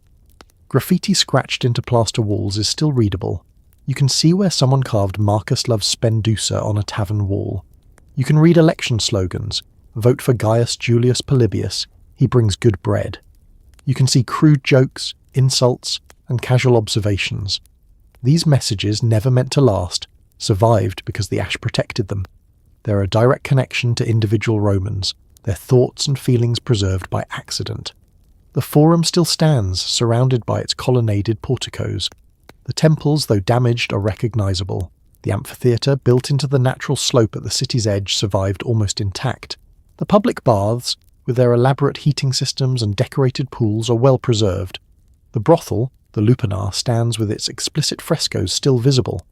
The bakeries, with their mills and ovens, look as if the bakers might return at any moment. It's all there, waiting. Pompeii became the most famous archaeological site in the world not because it was the grandest or most important Roman city, but because it was the most perfectly preserved. It's a window into the past that remained closed for 16 centuries, then opened all at once, revealing a complete, complex, fully realized ancient world frozen at the moment of its death. The archaeologist Giuseppe Fiorelli made a revolutionary discovery in 1863. As bodies decomposed under the ash, they left perfect hollow spaces in the hardened volcanic material. Fiorelli realized he could pour plaster into these voids and create casts of the victims in their final moments. The results are haunting. You see a man trying to shield his face with his arms, a woman curled into a fetal position, a dog straining against its chain, a child clutching a parent. These are not abstract historical figures, these are people, individuals with lives, hopes and fears who are caught in the wrong place at the worst possible time. The casts are displayed in Pompeii today, and they are the most powerful reminder that history is not a story. It's a collection of real human experiences, both beautiful and terrible. Fiorelli's technique was brilliant in its simplicity. During excavations, workers would occasionally encounter voids in the ash, spaces where something organic had been but had since decayed. Fiorelli realized these voids were body-shaped. He developed a technique of carefully clearing the area around a void, drilling small holes into the space, and then pouring liquid plaster through the holes. Once the plaster hardened, workers could carefully chip away the surrounding ash, revealing a three-dimensional cast of whatever had created the void. Usually it was a human being. The first casts were revelatory. They showed people frozen in their moment of death with a clarity that no skeleton or written description could match. You can see their clothing, the folds of their togas and tunics impressed into the plaster. You can see their hair. You can see their facial features, though often distorted by the agony of death. You can see their exact posture, the position of their hands, the curl of their bodies. These are not artistic interpretations. These are exact replicas of real people in their final seconds of life. One of the most famous casts shows a man lying on his side, his arm raised across his face in a futile attempt to protect himself from the heat and ash. His mouth is open, perhaps gasping for breath, perhaps screaming. His body is twisted, muscles contracted in the cadaveric spasm caused by the sudden intense heat. He's wearing a tunic and sandals, ordinary clothing for an ordinary day that became extraordinary in the worst possible way. Looking at this cast, you're not looking at ancient history. You're looking at a specific individual who died in terror 2,000 years ago. Another cast shows a pregnant woman. She's lying on her side, her hands clutching her swollen belly in a protective gesture. She was trying to save her unborn child even as she died. The cast captures this maternal instinct frozen in plaster, a gesture of love rendered permanent by volcanic disaster. Nearby are casts of children, some alone, some in family groups. One shows a child who appears to be sleeping, curled peacefully, giving no indication of the violent death that occurred. It's almost worse than the cast showing obvious agony, because it reminds you that death came so quickly many people didn't have time to react. Perhaps the most heartbreaking cast is the one known as the Dog of Pompeii. It shows a dog still wearing its collar, straining against a chain that bound it to a post. The dog was left behind, probably by owners who fled thinking they'd return. As the ash accumulated, the dog climbed higher on its chain, trying to escape the rising volcanic stones. Eventually it ran out of chain. The cast shows the animal in a twisted position, having died a slow, terrifying death, while waiting for owners who never came back. It's a reminder that the disaster didn't distinguish between human and animal suffering. The casts also capture more than just death. They capture the randomness of survival. Some bodies are found clustered together, families or groups of people who died holding each other. Others are alone, individuals caught in the street or in their shops. Some are carrying bags, having grabbed their valuables as they tried to flee. Others have nothing, having perhaps believed there was no need to run. The casts show that in the moment of disaster there's no pattern. The rich and poor died together. The young and old died together. The prepared and unprepared died together. The mountain made no distinctions. Today, the casts are displayed throughout the archaeological site and in the museum. Visitors stand in front of them, often in tears, confronting the reality of ancient history made visceral and immediate. These aren't artifacts to be studied academically. These are people, and seeing them in their moment of death forces you to confront your own mortality. The casts say, this happened. This was real. These were individuals like you who woke up one morning not knowing it was their last. They're the most effective memento mori ever created, a reminder carved in plaster that life is fragile and disaster can come without warning. Looking at them, you realize that Pompeii isn't just an archaeological site. It's a graveyard, and every visitor is standing on someone's tomb. One of the most delightful discoveries in Pompeii is the graffiti. Romans loved to write on walls. They left messages on every available surface, and the ash preserved them. We have love declarations, insults, advertisements, and political slogans. Marcus loves Spendusa. Successus the weaver loves Iris, but she doesn't care. I screwed the barmaid. Vote for Gaius Julius Polybius for ideal, he brings good bread. These messages are funny, vulgar, tender, and deeply human. They remind us that people 20 centuries ago were not fundamentally different from us. They fell in love, they got their hearts broken, they complained about politicians, and they made stupid jokes. The graffiti of Pompeii is a direct line to the inner lives of ordinary Romans, unfiltered by official history or elite literature. It's the voice of the city itself. The graffiti appears everywhere, on the exterior walls of houses and shops, inside taverns and brothels, in the public baths and the amphitheatre, even in private homes where you wouldn't expect casual visitors to be writing messages. It's carved into plaster with sharp tools, scratched with nails, or written in charcoal. Some messages are elaborate and carefully written, clearly meant to be permanent. Others are crude and hasty, the ancient equivalent of texting. The sheer volume is staggering. Over 11,000 pieces of graffiti have been catalogued, and more are discovered with every new excavation. The love messages are particularly touching. Restituta, take off your tunic please and show us your hairy privates, is followed by responses calling the writer crude and disrespectful. It's an ancient argument preserved on a wall. Celadus, the Thracian gladiator, makes all the girls sigh, tells us that gladiators were sex symbols, ancient celebrities who inspired the same kind of obsessive fandom we see today. Successus, the weaver loves Iris, who works at the tavern of Asalina, but she doesn't care for him. Nevertheless, he begs her to take pity on him. A rival wrote this. Goodbye. It's heartbreak immortalised in plaster, a love triangle playing out on a tavern wall for everyone to see and comment on. The insults are equally revealing. Epaphra, you are bald. Someone took the time to carve this important observation into a wall. Theophilus, don't perform oral sex on girls against the city wall like a dog is advice that's both specific and concerning. The casual cruelty of some insults mixed with the absurdity of others creates a picture of a city where everyone knew everyone else's business and wasn't shy about broadcasting it. It's like social media except permanent and carved in stone. Political slogans cover walls throughout the city, especially during election season. Vote for Lucius Papidius Sabinus. His grandmother worked hard for his last election and is pleased with the results is a campaign at emphasising family values and proven experience. The petty thieves support Vatia for a deal is either a sincere endorsement from an organised crime element, or more likely, slander from an opponent. I ask you to elect Marcus Cyrenius Vatia to the aedileship. All the late drinkers support him. Again, either sincere or devastating mockery depending on your interpretation. The sexual graffiti is extensive, explicit, and completely shameless. The walls of the lupanar, the brothel, are covered with messages from satisfied and dissatisfied customers. Hic ego puellas multas futui translates to, here I screwed many girls, which is either bragging or simply stating a fact depending on the context. Prices are sometimes listed. Specific workers are named and reviewed. It's Yelp for ancient prostitution, and it's deeply uncomfortable from a modern perspective, because we're reading reviews of enslaved women written by the men who paid to rape them. The graffiti doesn't judge, it just records. Religious messages appear less frequently but are equally genuine. Whoever wants to serve Venus in peace and calm should leave the city might be a complaint about noise or a philosophical statement about finding peace. May you be nailed to the cross is a curse invoking one of the most horrific forms of Roman execution. Prayer requests, dedications to gods, and magical curses all appear, showing that religion permeated every aspect of life. The seemingly mundane messages are perhaps the most touching.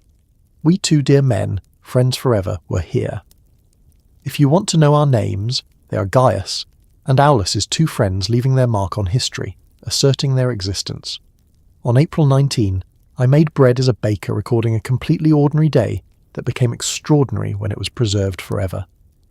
Gaius Pomidius Dipylus was here. On October 3rd is literally just someone documenting their presence, the ancient equivalent of I was here, and it worked. We know Gaius Pomidius Dipylus existed, and we know he was in that specific place on that specific day 2,000 years ago. The graffiti transforms Pompeii from an architectural site into a living city. The buildings are impressive, but the graffiti gives them voices. You're not just walking through ruins, you're walking through a place where Marcus loved Spendusa, where successors pined for Iris, where someone really wanted everyone to know that Epaphra was bald. It's humanity preserved in its most casual, unguarded moments. Official histories tell us what emperors did and what senators said. The graffiti tells us what actual people thought, felt, and considered important enough to literally carve in stone. It's messy, vulgar, funny, sad, and completely authentic. It's the best kind of historical evidence because it wasn't meant to be evidence at all. It was just people talking to each other across the walls of their city, not knowing that 2,000 years later we'd still be listening. Just outside the city wall stands one of Pompeii's most enigmatic buildings, the Villa of Mysteries. It's a large, luxurious country house famous for a single room containing a series of frescoes that depict what appears to be an initiation ritual into the cult of Dionysus. The images are vivid and strange. There are women in elaborate dresses. There's a winged figure whipping a young initiate. There's a god reclining with his consort. The exact meaning of the scenes is still debated, but they offer a rare glimpse into the mystery religions that existed alongside the official Roman religion. These cults promised personal salvation and secret knowledge to their initiates, offering something the state religion could not, a direct emotional connection to the divine. The Villa of Mysteries is a reminder that even in a city we know so well, there are still secrets the Ash has not fully revealed. The villa sits on a slight rise northwest of the city, overlooking the Bay of Naples. It's not a typical urban domus.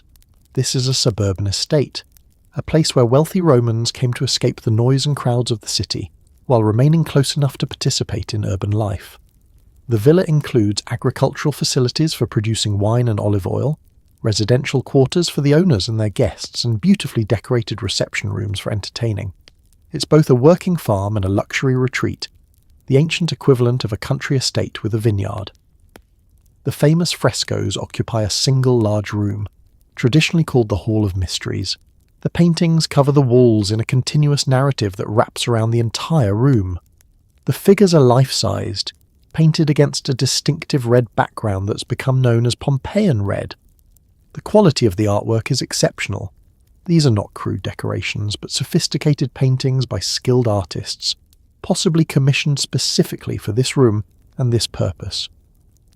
The scene appears to depict an initiation ritual for women entering the cult of Dionysus, also called Bacchus, the god of wine, ecstasy, and religious madness. The narrative isn't entirely clear because mystery religions were by definition secret. Their rituals weren't publicly described. What we know comes from fragments, hints, and visual depictions like this one. The paintings show a sequence of events, though scholars debate the exact order and meaning. One section shows a young woman, perhaps the initiate, being prepared for the ritual. She's dressed in fine clothing and attended by other women. Another section shows a priestess or older initiate reading from a scroll, possibly reciting the sacred texts or instructions. There's a scene of Dionysus himself, reclining in the lap of Ariadne, his divine consort. He's depicted as a beautiful youth, relaxed and powerful, surrounded by his retinue of satyrs and maenads, the wild followers who accompanied him. The most dramatic and disturbing image shows a winged female figure, probably a daemon or spirit, raising a whip above a young woman who kneels before her, partially covered by a cloth, and hiding her face in another woman's lap. This appears to be a ritual flagellation, a physical ordeal the initiate must endure as part of her transformation. The whipping isn't depicted as punishment, but as purification, a painful but necessary step toward achieving a new spiritual state. Following this ordeal, the frescoes show what appears to be the triumphant conclusion of the ritual. A woman dances ecstatically, her clothing swirling around her, symbols in her hands. Another woman, now fully initiated, arranges her hair while looking at herself in a mirror held by a small cupid. The mood has shifted from tension and ordeal to joy and completion. The initiate has been transformed. She's achieved gnosis, the secret knowledge that the mystery religions promised. What did this ritual actually mean? What secrets did it convey? We can only speculate. Mystery religions offered something the traditional Roman state religion didn't provide: a personal relationship with the divine, the promise of a blessed afterlife, and the experience of transcendence through ritual ecstasy. The cult of Dionysus specifically offered liberation from ordinary constraints through wine, music, dance, and religious frenzy. Women who participated reportedly experienced visions, divine possession, and a sense of unity with the god himself. The Villa of Mysteries suggests that the owner was either an initiate of this cult or hosted such rituals. The room was clearly important, prominently placed and lavishly decorated. This wasn't hidden or shameful. It was a source of pride, evidence of spiritual sophistication and connection to religious mysteries that transcended the ordinary transactional relationship with the gods. The villa owner was saying, "I have been initiated. I possess secret knowledge. I have experienced the divine directly." When Vesuvius erupted, the villa was buried like everything else. The frescoes were preserved beneath the ash, their secrets intact, waiting for archaeologists to rediscover them. Today, visitors stand in that room, surrounded by those mysterious images, trying to understand what they meant to the people who commissioned them. The Villa of Mysteries reminds us that Pompeii contained multiple religious worlds existing simultaneously. The official temples in the Forum, the household shrines in every home, the imported cults of Isis and other Eastern deities, and here, just outside the city, the ecstatic mysteries of Dionysus, promising transformation through ordeal and ecstasy. It's like discovering that beneath the surface of ordinary religious life, there was an entire hidden layer of spiritual experience that most people never saw. The mountain buried the city, but it couldn't bury the mystery. We still don't fully understand what happened in that room, and perhaps that's appropriate. Some secrets are meant to remain mysterious. Pompeii was not a cultural capital or a military stronghold. It was a commercial city that made its wealth through trade, agriculture, and manufacturing. The fertile volcanic soil produced excellent wine and olive oil. The city's location on the coast made it a natural trading hub. And Pompeii was famous, perhaps even infamous, for one particular product, garum.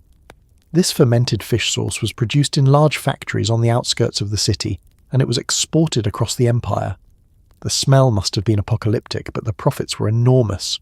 The city's economy was diverse, resilient, and deeply connected to the wider Roman world. When Vesuvius destroyed Pompeii, it didn't just kill 20,000 people. It disrupted an economic network that stretched from Britain to Egypt. The ash buried fortunes, cancelled debts, and erased businesses. It was an economic catastrophe as much as a human one. The agricultural wealth of Pompeii came directly from the mountain that would destroy it. Volcanic soil is exceptionally fertile because it's rich in minerals and nutrients. The slopes of Vesuvius and the plains around Pompeii produce some of the finest wine in Italy. Pompeian wine wasn't the most prestigious. That honour went to regions like Falernian, but it was good quality and produced in large quantities. Wine was stored in amphorae, large clay jars with pointed bottoms that could be embedded in the ground or in specially designed ship holds for transport. The wine trade connected Pompeii to markets throughout the Mediterranean. Olive oil was equally important. Olive trees thrived in the volcanic soil, and Pompeian olive oil was exported widely. Oil wasn't just for cooking, it was used for lighting lamps, for bathing, as a base for perfumes, and for various industrial processes. A family's wealth could often be measured by how many olive trees they owned.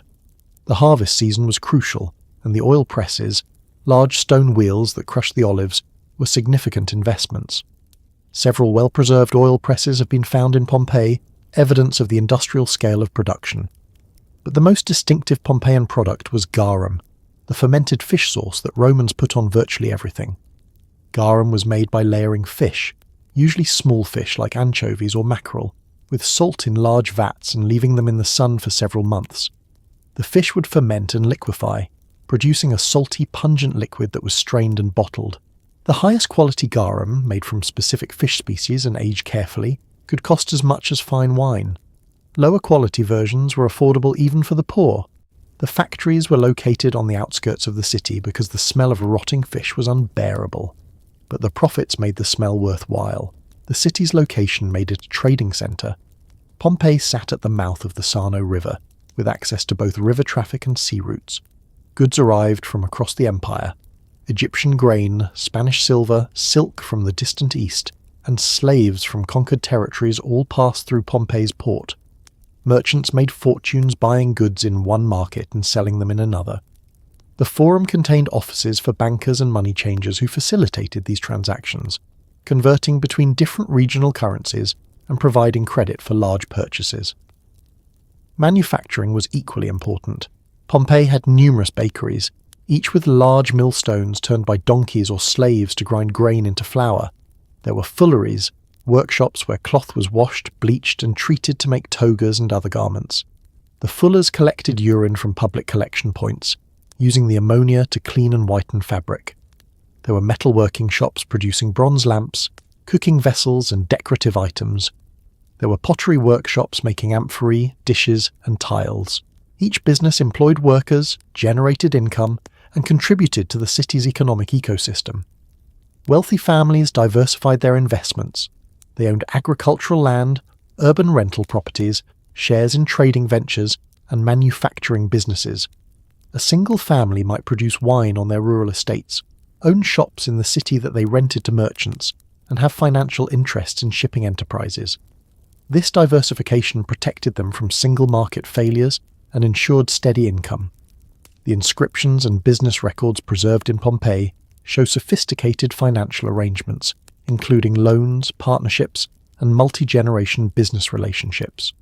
When Vesuvius erupted, all of this economic activity stopped instantly. The wine that was ready for export was buried.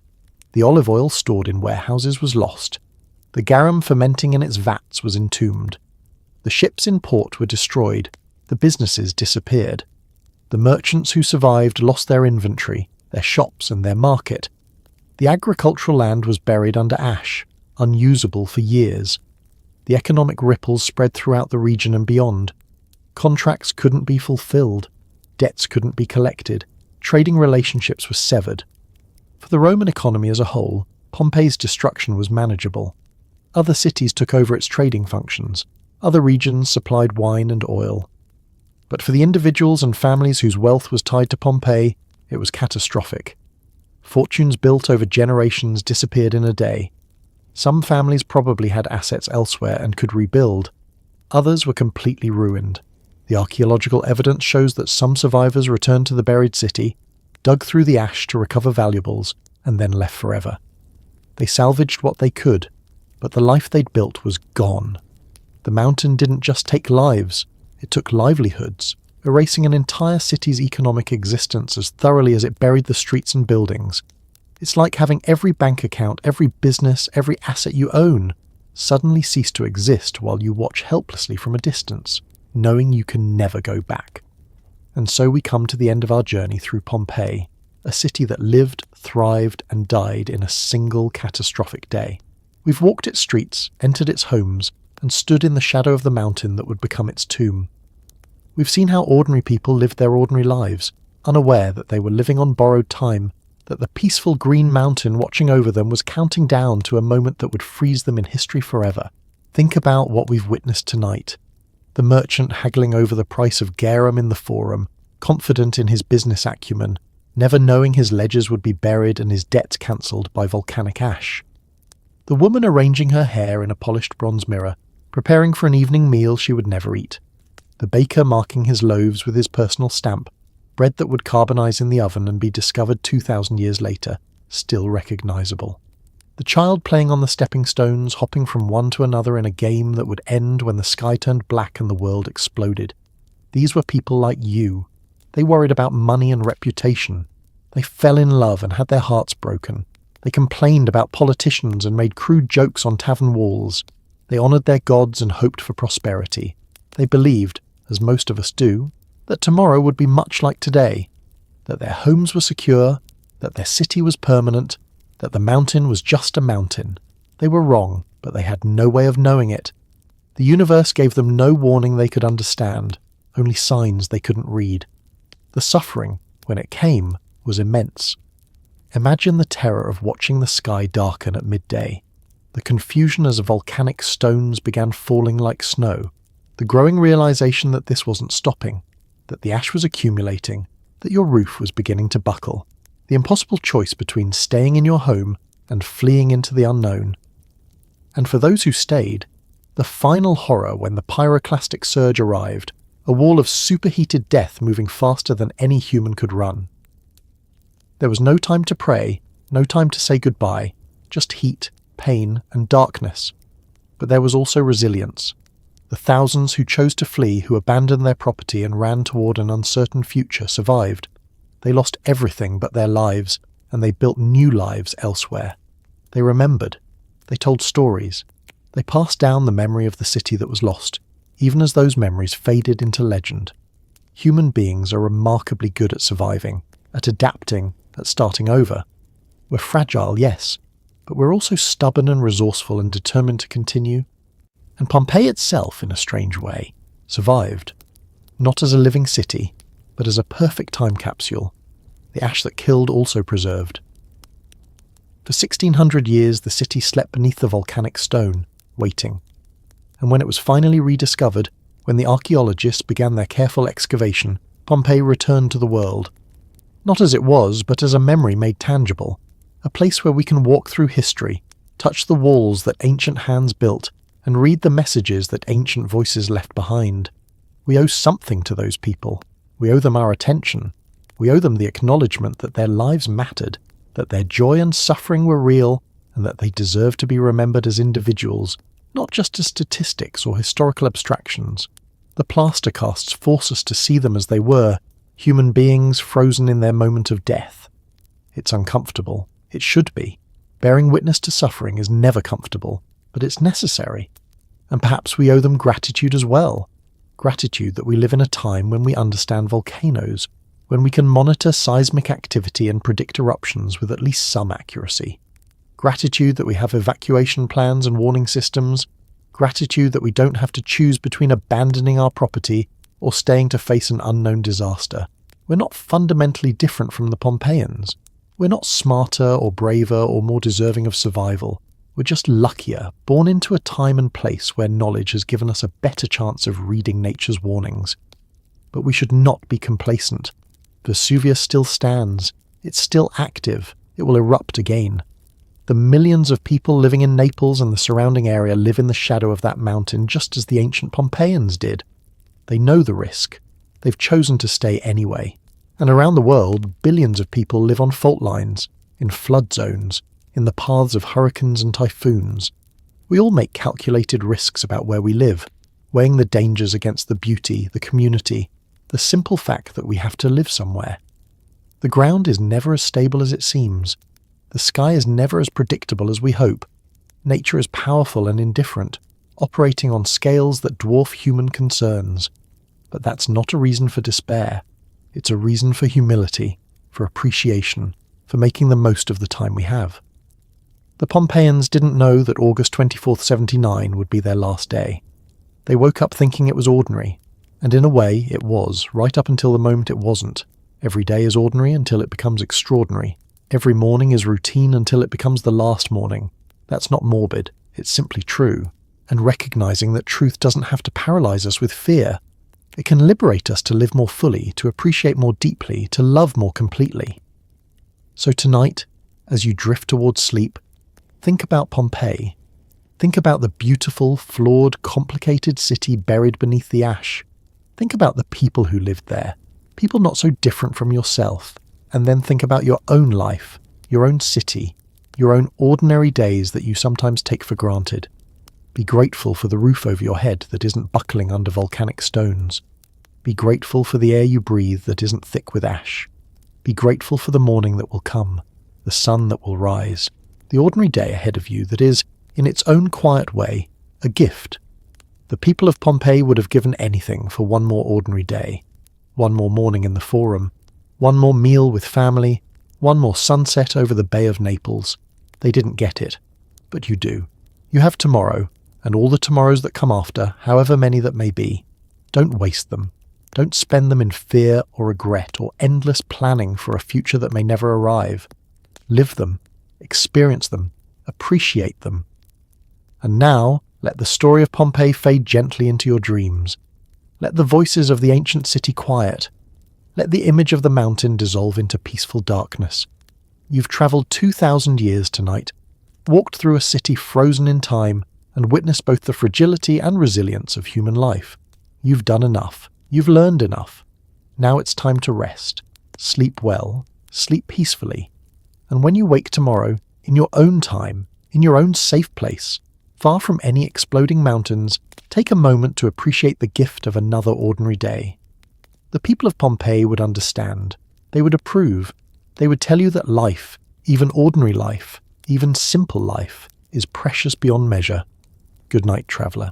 May your dreams be gentle, your rest be deep, and your tomorrow be filled with all the ordinary miracles that make life worth living. Thank you for joining me on this journey through history. Until we meet again. Rest now. The mountain is quiet, and all is well.